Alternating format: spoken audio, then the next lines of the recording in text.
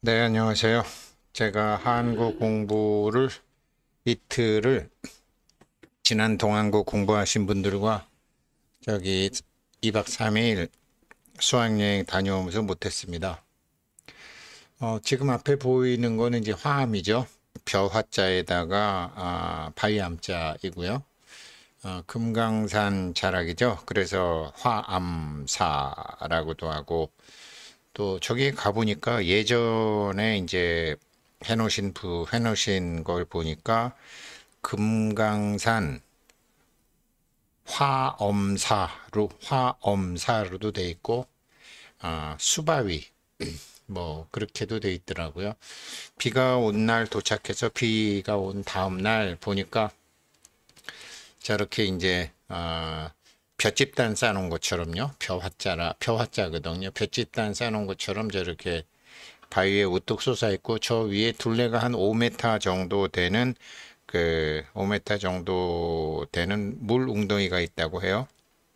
백두산 천지도 그렇고 부산에 이제 범어산 금정도 그렇고 금정산도 그렇고 여기도 그렇죠. 이런 걸 이제 산택 통기라 그래서 이제 예전부터 참 도인들이 많이 찾아다니던 장소였죠.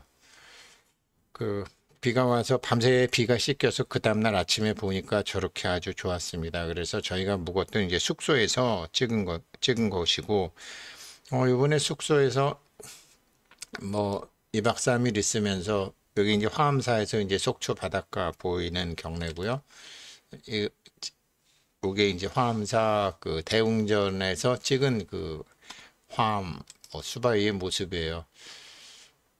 울산바위인가요? 공룡농선인가요? 울산바위겠죠. 이게 왜 울산바위인지 모르겠어요. 마산바위, 부산바위, 뭐 대구바위, 뭐 밀양바위, 뭐 여러 바위겠는데 울산바위. 그러니까 울산에서 뭐 금강산 가다가 38선 가로막히면 못 온다고 여기에 머무른 울산에 이제 그 울산 근처에 그 영남 알프스인가요? 1000m 넘는 산이 7개가 있죠. 뭐 아무튼 그 울산 바위고요. 비가 와서 정말 너무너무 좋았고, 예, 울산 바위 모습이고, 하늘이 너무 좋아서, 여기가 이제 울산 바위에서 이렇게 이제 찍은 거고요. 예, 뭐, 숙소 경내에 이렇게 이제 쉴 수 있는 데도 있어서, 뭐, 바람이 너무 좋아가지고요. 이렇게 이제 뭐, 식사도 하고, 이렇게 이제 화암사 순례하는 거를 누가 이렇게 찍어도 주셨네요. 어, 꽃사슴도 있었고 수바에 올라가신 분들도 계셨고 오시면서 뭐 이렇게 쉬시는 분도 계셨고 뭐 아무튼 그렇게 여러분도 이렇게 하고 이제 어, 동안고 공부하신 분들하고 그렇게 다녀왔는데 화암사 가면서 이제 어떤 분이 첫날 이제 가서 첫날 이제 모여서 우리 여기 왜 왔는지 무슨 공부하고자 왔는지 이렇게 왔는데 각 스님들의 이제 오도송과 열반송들이 많이 있는데 한 분이 이거를 찍어서 올리시면서 소장님 어젯밤에 하신 얘기가 뭐 여기 그대로 있네요. 그러면서 보냈어요. 그래서 제가 보니까 이게 뭐 경봉스님 오도송은 많지만 아시방우 물물두 내가 나를 바깥 곳에서 찾았는데 이 물건 저 물건에서 찾았는데 목전 즉견 주인누 알고 나니까 눈앞에 바로 나의 주인공이 나타났네.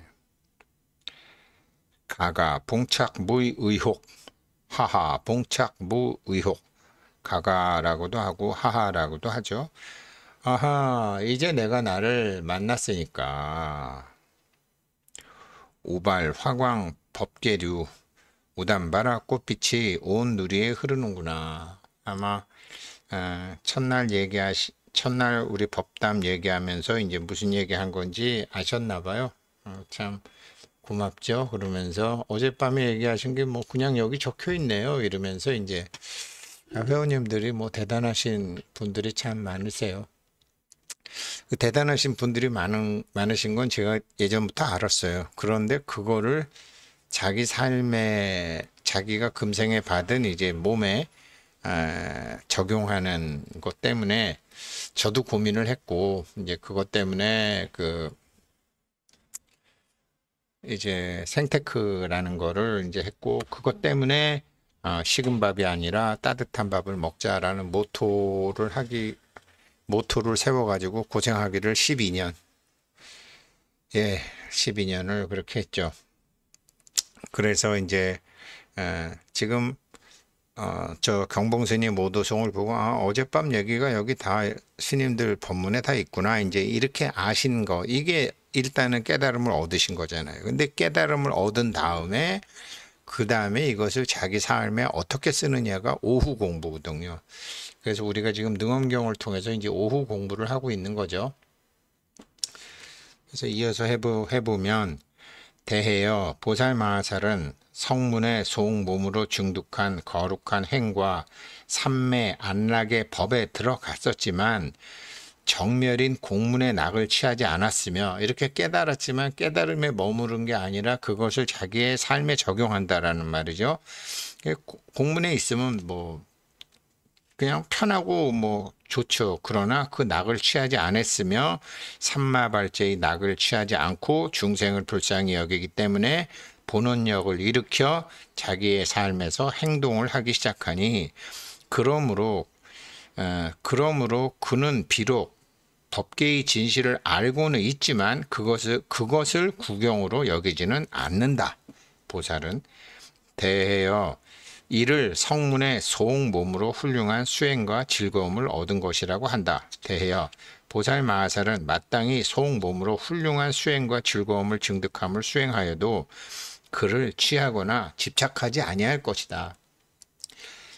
그렇게 이제 깨달음이라는 게 이런 거구나라고 해서 이번에 참 마침 이제 한 분이 질문을 해주셨어요. 예전에 그 지리산 법계사에 갔었는데 가서 이제 그 스님께 집사람이 이제 절에 다니니까 질문을 하셨다고 해요.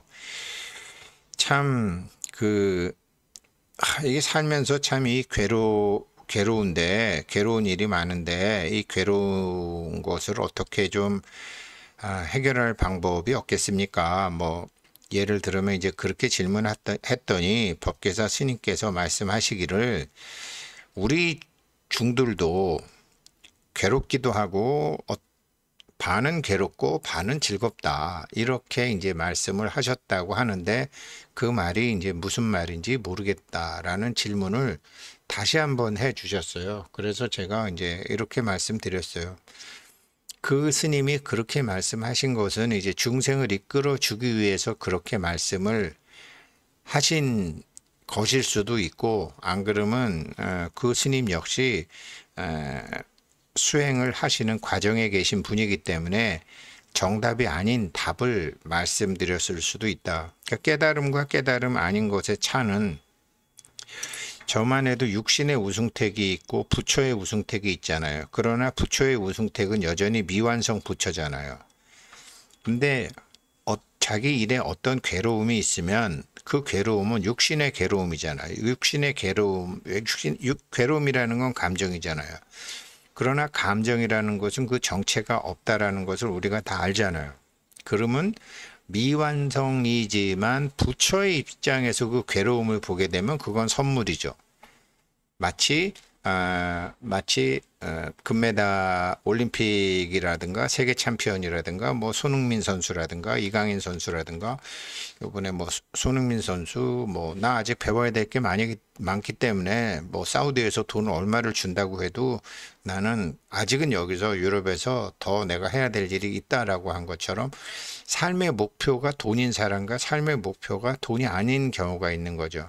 그런 것처럼 우리의 미완성 부처는 삶의 목표가 돈 일리도 없고 출세 일리도 없고 성공 일리도 없고 쾌락 일리도 없잖아요. 그 육신의 우승택은 돈과 성공과 쾌락과 명예와 건강과 온갖 것을 다 바라지만 법신 아직 미완성 부처이지만 부처인 우승택은 돈, 성공, 명예, 쾌락, 즐거움이 인생의 목표가 아니잖아요. 깨달음의 목표잖아요. 그래서 제가 이제 질문하신 분께 말씀드리기를 그거는 자기를 보는 앵글의 차이다. 미완성 부처이지만 부처인 자기 입장에서 보면 나에게 일어난 일은 모두 다 좋은 일이다. 마치 손흥민 형제가 아버지가 그렇게 빡세게 축구 교육을 시키는데 손흥민은 그 괴로움을 괴로움이라고 생각하지 않았고 미래의 자기 꿈을 이루기 위한 계단으로 생각했고 뭐 그다음에 이제 큰형은 힘들어서 뭐 못했다든지 이렇게 본 거죠. 그러니까 어차피 우리는 자기가 원하건 자기가 원하지 않건 결국은 교회를 다니건 성당을 다니건 뭐 불교를 비난하건 뭐건 어차피 모든 사람의 목적지는 자기 자신 자체가 깨달아 있는 깨달은 부처고 깨달은 하느님이고 깨달은 존재라는 것을 그쪽으로 갈 수밖에 없거든요. 그거를 알고 가느냐 모르고 끌려가느냐의 차이죠. 그래서 그렇게 가기 때문에 자기 괴롭과 즐거움을 반은 괴롭고 반은 즐겁다라는 것은 육신의 기초 입장에서 본 거고 이거를 미완성 부처이지만 부처의 입장에서 보게 되면 모든 게 즐거움이라는 거죠. 모든 게 즐거움이라는 거죠. 자기가 성공하기 위해서 최종 목적지에 도달하기 위해서 밟아야 되는 계단이니까요. 그렇게 앵글의 차이입니다. 그렇게 답해 드렸죠. 그러니까 이제 그런 것처럼 그 중간중간에 하나를 알고 둘을 알면서 이제 어떤 수행의 즐거움도 알지만 그 수행의 즐거움에 머물지 않고 거기에 취하거나 집착하지 않는다라는 거죠. 대해여 어떤 것이 성문이 허망한 모양에 집착하여 실물이 있는 것으로 분별하는 것인가. 이게 이제 반은 우리도 반은 즐겁고 반은 괴롭다라는 것은 사대에 집착하는 거거든요. 이것은 지수화풍 4대의 굳음과 습함과 뜨거움과 움직이는 모양과 푸르고 누렇고 붉고 흰 모양들, 짓는 것 없이 생겨나는 것과 자상과 동상, 합당한 규리와 옛적의 훌륭한 견해와 좋은 말이다. 지금 반은 좋고 반은 괴로워요 라는 말은 그냥 이렇게 일반 불자들을 이끌어주기 위한 계단으로서 스님께서 주신 것이면 좋은데 진짜로 그때 그 스님께서 그렇게 생각하셨다면 그 스님은 자대의 정체를 모르고 하신 말씀이죠. 그 법에 의해 허망하게 집착하여 그것이 참으로 있다고 여기는 것이다. 대해여 이것이 성문의 허망한 모양에 집착하여 실물이 있는 것으로 분별하는 것이다. 미완성이지만 부처의 입장에서 모든 것을 보면 모든 것이 즐거운 일인데 육신의 입장에서 보면 어떤 거는 괴롭고 어떤 거는 즐거운데 거기서 괴로운 것을 즐거운 것으로 바꾸려고 한다라는 거죠. 그리고 거기에 집착한다라는 거죠. 이게 성문의 단계라는 거죠. 대여 보살마하살은 그런데 보살마하살은 그 성문법을 마땅히 알지만 버리며 마땅히 알지만 버리고서는 법도 없는 무아에 들어가고 법이 없는 무아에 들어가고는 나도 없는 인무아에 들어가며 인무아를 관찰하고는 차례차례로 여러 지에 들어간다. 이게 이제 요번에 거기 제가 처음으로 뭐 서울에서 제가 속초 동해안 쪽에 갈 때 대관령 넘어서 강릉 쪽으로 가본 적도 있고 미시령 넘어서 속초 쪽으로 가본 적도 있고 진부령 넘어서 이제 고성 쪽으로 간 적도 있고 뭐 중간에 보면 그러니까 한계령도 있고요. 한계령, 미시령, 진부령, 대광령 그리고 구룡령이라고 있었는데 가보진 않았고 이번에는 곰배령이라는 데로 해서 처음 가봤어요. 두 번째 가본 거구나. 곰배령 쪽으로 이렇게 가다가 보니까 뭐 얼마 전에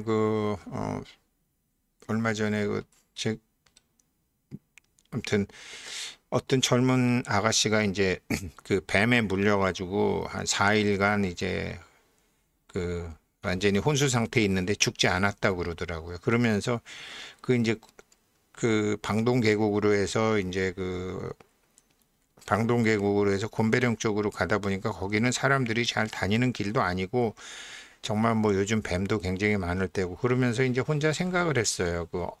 생텍쥐베리의 어린 왕자. 그래서 요번에 어린 왕자 이제 생각이 나서 그 어린 왕자가 이제 지구에 처음 와서 만나게 되는 동물이 뱀이에요.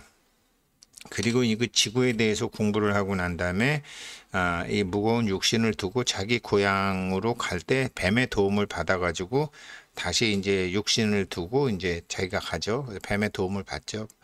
이제 그러면서 이제 요번에 37분이 동안고 수학여행을 요번에 갔는데 생텍쥐베리의 어린 왕자를 읽어보신 분 한번 손들어 보세요. 그랬더니 한 3분의 1 정도 분이 손 드시더라고요. 왜 그러냐면 1970년도 후반에 우리나라에 그 어린 왕자가 들어왔어요. 그래서 연세 드신 분들은 모르시는 분들이 많죠. 근데 요즘 뭐 세상이 좋아져서 유튜브에 그런 게 다 있으니까 제가 이제 갔다 와서 이렇게 2시간짜리 읽어주는 거 올려드렸는데, 저도 가능하면 한번 어린 왕자를 한번 올려드리면서 이렇게 제가 설명을 드려볼게요. 굉장히 불교적인 얘기가 있고, 요번에 이제 그 말씀을 드렸던 것은, 요즘은 그 부처님은 엄밀한 의미에서 세상 말로 얘기하면 자살이잖아요. 근데 불교 용어로 얘기하면 스스로 몸을 거두어 가신 거죠. 그러니까 부처님은 자기의 육신이 이 세상에 도움이 되고 이 세상에 도움이 되는 작용을 일으킬 수 있으면은 계셨지만, 내가 여기에 몸을 두어서 이 세상에 작용을 일으키는 데 도움이 되는 게 아니라, 그게 나의 아들이건 나의 딸이건 나의 아들의 일하는 시간을 뺏고 나의 딸의 일하는 시간을 뺏고 사회의 돈이 나한테 들어가게 되고, 내가 이 사회 에너지를 재생산해서 다시 회양할 수 없음에도 불구하고 사회 에너지를, 지금 우리나라 사회복지가 그런 게 잘못된 게 많잖아요. 전혀 가망이 없는 분들도 어마무시한 돈을 들여가지고 그분들을 살려두잖아요. 그거는 다른 불교인들은 그러면 안 되는 거죠. 불교인들은 내가 정말 불교인이라면 내가 몸을 갖고 있는데 이 몸이 법계의 살림살이에 도움을 짓는, 복을 짓게 되면 몸이 필요하지만 법계의 살림살이에 도움이 안 되고 법계의 에너지를 먹고 사회의 에너지를 먹고 미래 세대들의 에너지를 먹고 현재 세대들의 에너지를 먹고 자기의 일에 집중해야 될 나의 아들과 딸과 며느리와 손자와 사람들이 이걸 한다. 부처님은 그때 자기 몸을 스스로 거두어 가신 거죠. 춘다가 공양한 것을 법제를 해서 드셔야 되지만 법제를 안 하시고 드시면서 해서 스스로 몸을 거두어서 환지분처하셨죠. 이제 그런 거를 얘기하다가 이제 어린 왕자가 자기 몸을 거두는 방법, 뱀에게 부탁해서 하는 방법이 그 대사에 나와서 이제 제가 그 얘기를 했고, 이제 가면서 이제 곤배령을 넘어가면서 그 생각이 나서 첫날 도착하면서 이제 그 얘기를 했죠. 왜 그러냐면 불교라는 것은 생사에 대한 두려움이 있으면 불교 공부하기 참 어렵죠. 근데 뭐 태어나면 다 잊어버렸고, 근데 이런 면에서 이제 남자들은 굉장히 DNA적으로 유리하죠. 왜 그러냐면 남자들은 뭐 수천 년 전부터 항상 전쟁터에 가야 됐고, 저희 때만 해도 이제 군대 가면 이제 선배들이나 다 그렇죠. 야, 군대 간다고 다 살아 돌아오는 거 아니야. 뭐 이런 소리를 많이 해서, 남자들은 죽음을 두려워하면 안 되는 여러 가지 그런 역사적인 경험 속에서 커왔지만, 여성분들은 아니죠. 여성분들은 가령 예를 들어서 암만 나쁜 죄를 져도 임신한 여성은 사형을 시키지 않잖아요. 뭐 이상한 나라들 뭐 몇 나라 빼고는. 왜 그러냐면 생명을 안고 있기 때문에요. 근데 여성분들은 생명을 잉태할 수 있는 몸을 갖고 있기 때문에 생과 사를 초월하기가 참 어렵다라고 부처님도 보신 거고, 실제로도 그렇죠. 그래서 지무생사, 생사 자체가 없음을 아는 첫 번째 단계를 자기가 자기를 가리키는데 여자가 남자보다 어렵죠. 두 번째, 그걸 알아야지 채무생사, 생사가 없는 몸, 미완성 부처이지만 그 부처를 아는 그 채를, 이게 이런 법체가 있구나라는 걸 아는 게 남자 몸이 훨씬 유리하죠. 그 다음에는 이제 그 계무생사라고 그러는데요. 계무생사, 생사가 없는 그 몸과 하나가 되는 거죠. 하나가 되는 게 이제 계무생사죠. 그러니까 법신의 힘을 쓰기 시작하는 거죠. 보이지 않는 손을 쓰기 시작하는 거죠. 그 다음에 이제 용무생사, 생사가 없는 그 미완성 부처가 돼갖고 그 몸을 쓰는 거죠. 이게 지무생사, 채무생사, 계무생사, 용무생사에서 이 용무생사를 하는 게 보살이거든요. 성문과 연각은 그거를 못하죠.